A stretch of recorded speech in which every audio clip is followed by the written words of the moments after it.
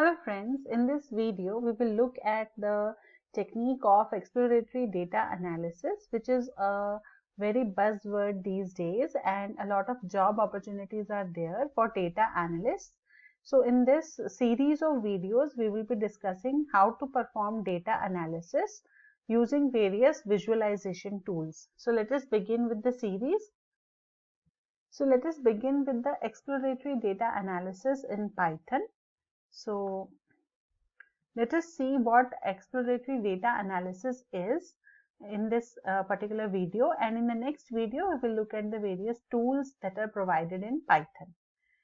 So exploratory data analysis is a visual study of data. That means we try to identify the patterns in the data using the statistical summary and graphical representation. For example, you can draw a line graph, or you can draw a scatter plot which shows the relationships or which shows the trend lines.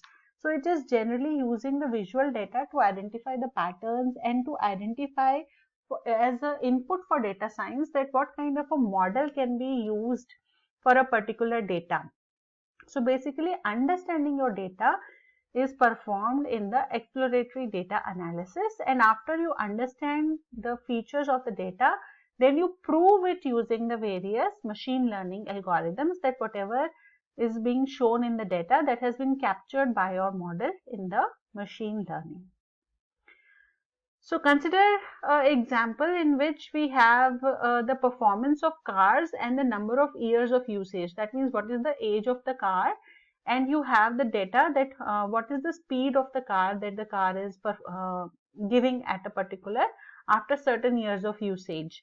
Now we want to analyze whether the mileage will increase or decrease, whether the speed of the car will increase or decrease over the years, and then what is the effect on performance, the age of the car, what effect it will have on the performance.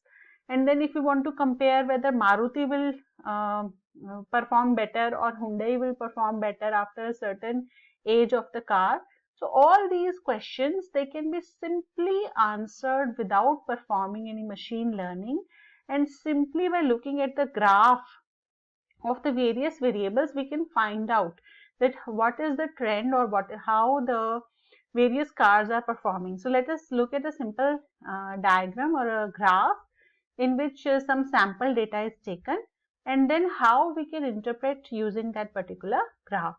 So for the same example, we have the age of the car, so 5 years, 7 years, 8 years, this is the number in years. And then we have the speed of the car over the years, so 99 99 is the speed of the car, 86, 83, 88, this is the speed of the car over the years. Now we have used a scatter diagram. In this, on the x-axis we are showing the number of years, and on the y-axis, that is this line, we are showing the speed of the car. So as we can see here, for years of 2 years, we have an entry between 100 and 105, that is this one, 103, and then we have an entry of 111. So both the dots are shown here. So similarly, we have plotted for 5 it is 99. So we can see here at 5 we have a dot at 99. So the data is plotted on the x-axis and y-axis, and this type of a diagram is known as a scatter diagram. Now what does the chart suggest to you? What do you understand by looking at this chart? What we understand is that as the number of years is increasing for the car, the speed is falling. So this is the trend line. The line is downwards. That means as the number of years of years of age of the car is increasing, the speed is decreasing. This is what we can conclude from this particular diagram. Then when we look at, we add one additional field, whether what is the make of the particular car, whether it is made by Maruti or by Hyundai. We add this kind of a data, and then we generate the yellow dots for the Maruti and the black dots for the Hyundai. So what we see here is that the chart is suggesting whether it is a Hyundai or a Maruti car, over the years after usage, the speed will decrease whether it is Hyundai or Maruti. For both of them, it is showing a downward trend.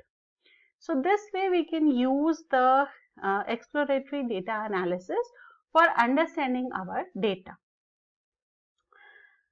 Then how EDA will help? As we can see, we can identify the patterns, we can study the relationship between various variables or parameters, we can identify the outliers and mistakes in the data, we can clarify assumptions. Suppose there is a manufacturer and they assume that a particular product is contributing a lot to their profit, but when they actually plot the sales of different products, they find out that it is actually some other product which is giving them more profit. So like that we can clarify our assumptions, and we can find that what are the actual statistics or actual data or actual meanings of the data.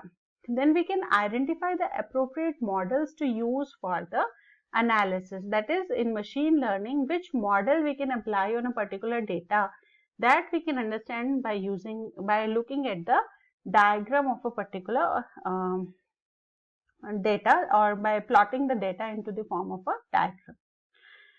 Now, what is the difference between a data analytic and a data science? When we have statistics, it is mathematics. Then statistics plus Python is data analytics. Some statistics, some Python. Then statistics plus Python plus some kind of a model like a regression model, that is a machine learning. And then statistics plus Python plus model plus the domain knowledge is data science. So there's a lot of difference between data analytics and data science. Data analytics jobs are less paying, data science jobs are higher paying. Then what are the various skills that are in demand? You must have technical skills like SQL, spreadsheets like MS or Google Sheets. Statistical programming languages are R, Python and SAS. Then data visualization using Tableau, Power BI and Super AI. Then database management, MySQL, PostgreSQL and SQL Server, machine learning algorithms, and soft skills like communication, collaboration, critical thinking and creativity. Now, how EDA is performed in Python? We perform EDA in Python using descriptive statistics and graphical representations. So in the next video, I will be talking about the various graphical representations at a higher level, and then subsequent videos, one by one, each type of diagram we will draw using Python, and we will understand the data also. I hope this video is useful to you. Thank you very much for watching.